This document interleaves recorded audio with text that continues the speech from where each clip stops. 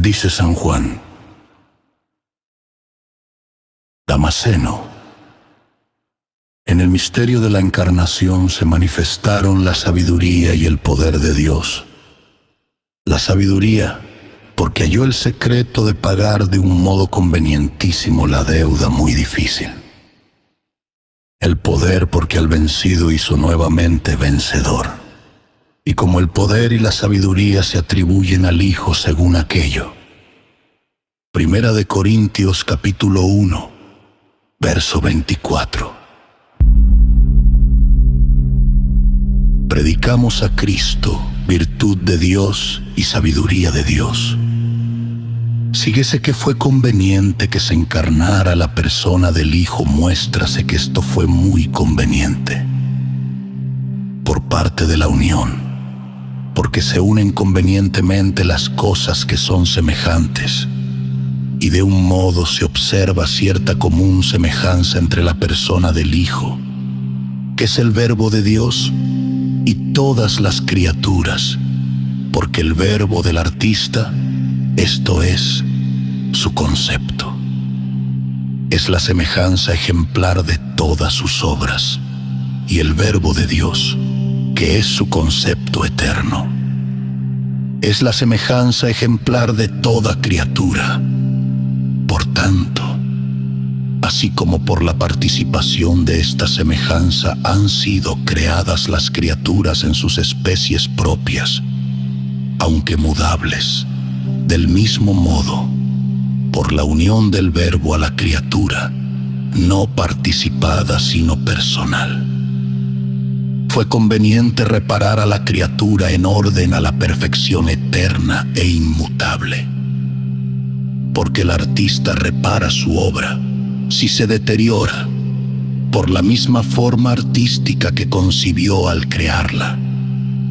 También se prueba la semejanza especial de la unión con la naturaleza humana, porque el Verbo es el concepto de la eterna sabiduría, de la cual se deriva toda la sabiduría humana.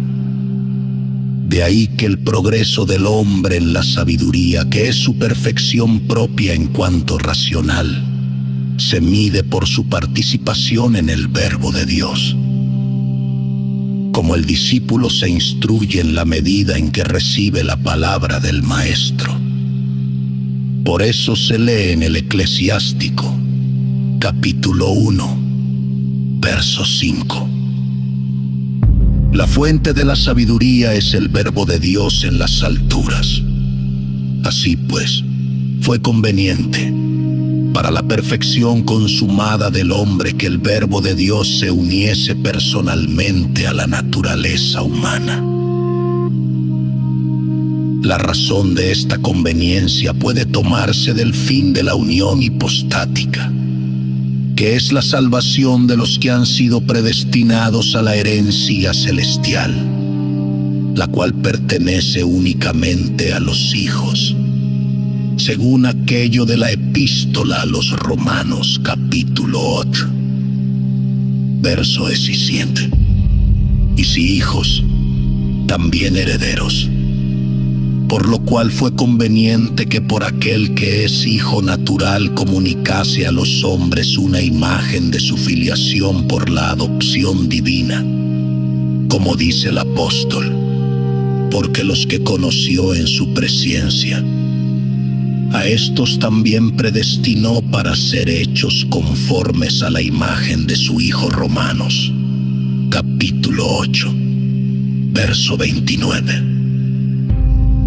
Puede también sacarse otra razón de conveniencia por parte del pecado del primer hombre, al cual venía a remediar la encarnación. El primer hombre había pecado al ambicionar la ciencia, como lo prueban las palabras de la serpiente, al prometer al hombre la ciencia del bien y del mal. Fue, por ello, conveniente que fuese conducido a Dios por el Verbo de la verdadera sabiduría, el que de él se había apartado por el apetito desordenado de la ciencia.